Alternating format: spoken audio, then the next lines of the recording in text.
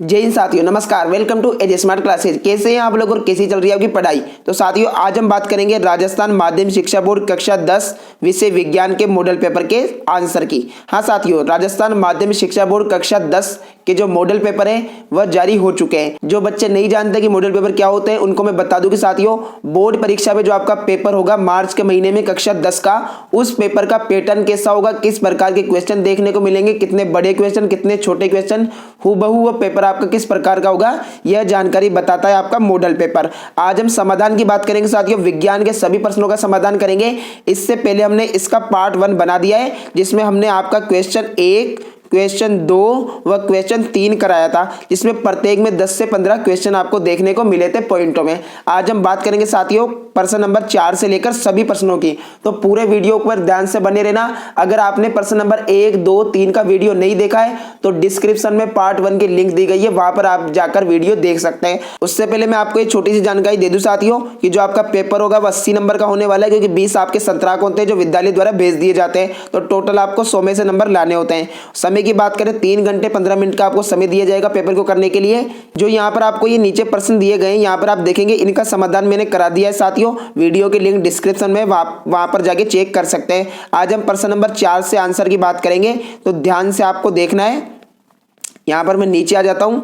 जैसे ही मैं यहाँ पर प्रश्न नंबर 4 पे जाऊंगा तो आपका खंड ब स्टार्ट हो जाएगा। अब आप यहाँ पर ध्यान से देखें साथियों कि पहला क्वेश्चन है 4th नंबर का हमारा, कि कोई यौगिक X है और एल्यूमिनियम का उपयोग रेल की पटरियों को जोड़ने में किया जाता है, तो उस यौगिक का आपको नाम बताना है कि वह यौगिक कौन है, X का नाम। तो पहले में आपको नाम बताना है, तो आप इसमें नाम लिख देना साथियों। यह आपका है मैग्नीज ऑक्साइड है। क्या है? मैग्नीज डाइऑक्साइड है। क्या है साथियों? MnO2, manganese dioxide. अभिक्रिया की बात करें तो यह आपकी हो जाएगी विस्थापन अभिक्रिया। कौन सी हो जाएगी साथियों? विस्थापन अभिक्रिया लिख देंगे। और इसके आंसर की बात करें तो इसकी अभिक्रिया मैं आपको स्क्रीन पे दिखा देता हूं, इस प्रकार की इसकी अभिक्रिया होगी, आप लिख सकते हैं, बहुत ही सिंपल सी। ठीक है, प्रश्न नंबर 4 कंप्लीट हुआ। ओके, आपको कमेंट बॉक्स में आंसर भी करने साथियों, जो क्वेश्चन हो जाए जिससे आपकी क्या है पढ़ने में रुचि बनी रहे। प्रश्न नंबर 5 की बात करें, प्रश्न नंबर 5 बोल रहा है विकृत गंधिता को समझाइए। तो साथियों आप परिभाषा लिखेंगे, वसायुक्त एवं तेलीय खाद्य पदार्थों को लंबे समय तक रखा जाता है तो इनमें गंध आने लगती है और इसे विकृत गंधिता कहते हैं। बहुत ही सिंपल सी परिभाषा आपकी हो जाएगी। नेक्स्ट क्वेश्चन की बात करें, किन्हीं 4 प्रकार्यात्मक समूह के नाम लिखिए। तो मैं आपको नाम बता देता हूं साथियों। प्रथम का नाम तो हो जाएगा कीटोन। क्या हो जाएगा? कीटोन।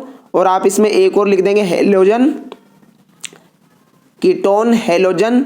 और आप इसमें लिख देंगे एक एल्डिहाइड, एल्डिहाइड।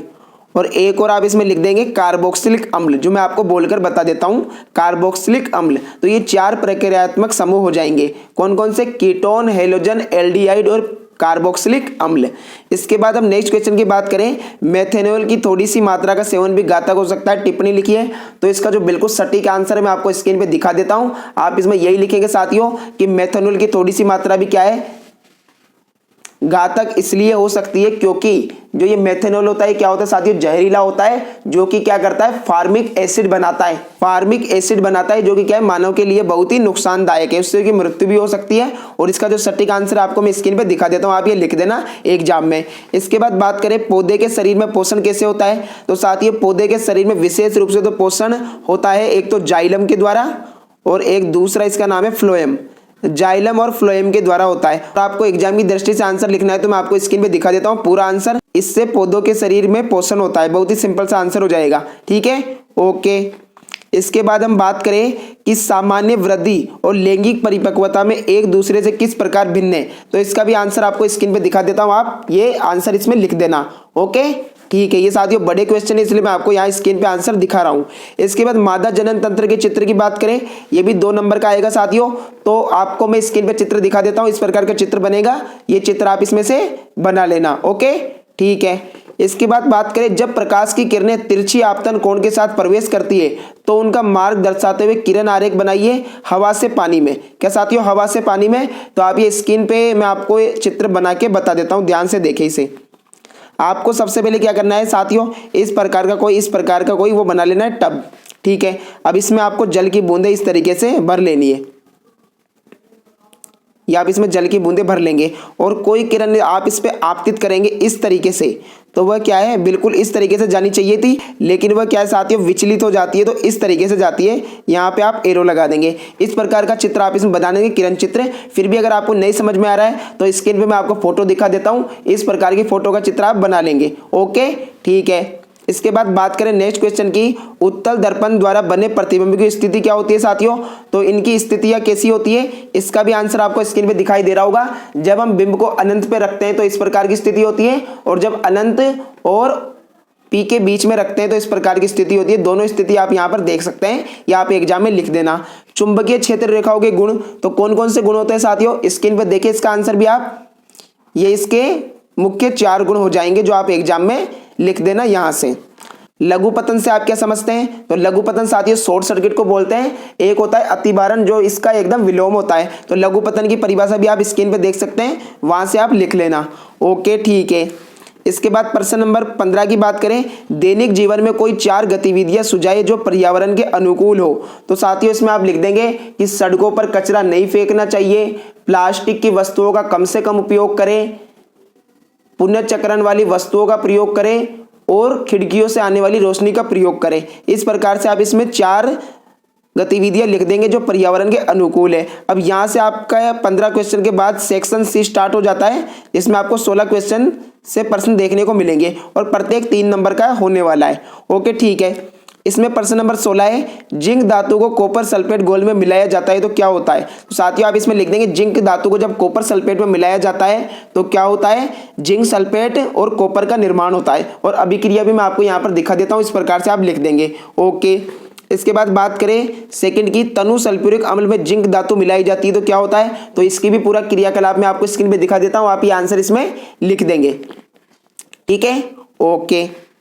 यहां पर स्क्रीन पे बताना साथियों संभव नहीं होता, इसलिए मैं आपको टेक्स्ट के द्वारा आंसर बता रहा हूं। इसके बाद हम बात करें इसके अथवा की, तो साथियों इस बार ध्यान रहे जो आपका खंड स होगा उसमें भी आपको ऑप्शन वाले प्रश्न देखने को मिलेंगे। इसमें पहला है संयोजन अभिक्रिया किसे कहते हैं। तो संयोजन अभिक्रिया की मैं आपको परिभाषा बताऊं, ऐसी रासायनिक अभिक्रिया जिसमें 2 या 2 से अधिक अभिकारक जुड़कर एकल उत्पाद बनाते हैं, क्या कहलाती है, संयोजन अभिक्रिया कहलाती है। C+O2 CO2 इसका आंसर हो जाएगा। इसके बाद बात करें विस्थापन अभिक्रिया की, तो जब अधिक क्रियाशील तत्व कम क्रियाशील तत्व को उसके यौगिक से विस्थापित कर देता है तो उसे क्या कहते हैं, विस्थापन अभिक्रिया कहते हैं। और इसका उदाहरण भी मैं आपको स्क्रीन पे दिखा देता हूं, आप ये उदाहरण लिख लेना। ठीक है। अब पादप हार्मोन से आप क्या समझते हैं, किन्हीं 2 पादप हार्मोनों के नाम। तो साथियों मैं आपको इसका आंसर बताऊं, पादप हार्मोन में पाए जाने वाले 2 हार्मोन के नाम लिख देंगे, साइटोकाइनिन और ऑक्सिन, और इसके जो एक एक कार्य है वो भी आप स्क्रीन पे देख सकते हैं, वहां से आप लिख लेना। इसके बाद है मानव में अग्र मस्तिष्क के विभिन्न भागों के नाम एवं कार्य लिखिए।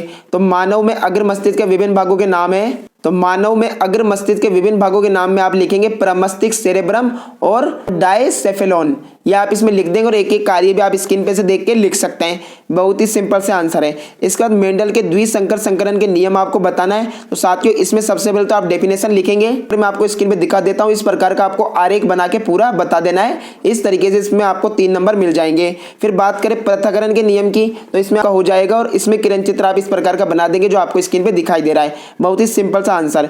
इसके बाद है प्रश्न नंबर 19, स्वच्छ आकाश का रंग नीला क्यों दिखाई देता है।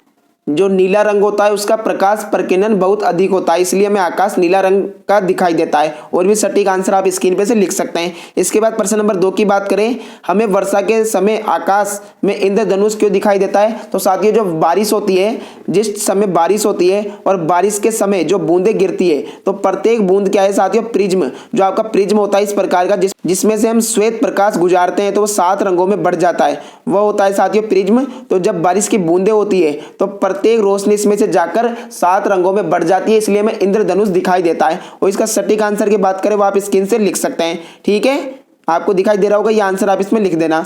इसके बाद बात करें अथवा के प्रश्न की, मैं आपको साथियों दोनों करवा रहा हूं ताकि आपकी एग्जाम की प्रैक्टिस हो। इसमें से काफी प्रश्न आपको सीधे एग्जाम में देखने को मिलेंगे। टिंडल प्रभाव किसे कहते हैं। तो साथियों टिंडल प्रभाव किसे कहते हैं, सटीक आंसर स्क्रीन पे है, आप इसमें से लिख लेना। तारे क्यों टिमटिमाते हैं, ये भी आंसर आप स्क्रीन पे से लिख सकते हैं। बहुत ही सिंपल से आंसर है। फिर भी कुछ नहीं समझ में आता है कि सर इसे एक्सप्लेन करो, तो उसके लिए हम पार्ट के आपके चैप्टर के वीडियो लाएंगे, उसमें आपको अच्छे तरीके से समझाएंगे। फिर बात करें सेक्शन डी की, तो यहाँ से सेक्शन डी स्टार्ट हो रहा है। इसमें प्रश्न नंबर 20 का 1 बोल रहा है अम्ल किसे कहते हैं, तो आप इसमें सिंपल सा लिखेंगे अम्ल स्वाद में खट्टे होते हैं और ये नीले लिटमस को लाल कर देते हैं, और अम्ल की उत्पत्ति लैटिन भाषा के शब्द एसिड से हुई है जिसका अर्थ होता है खट्टा।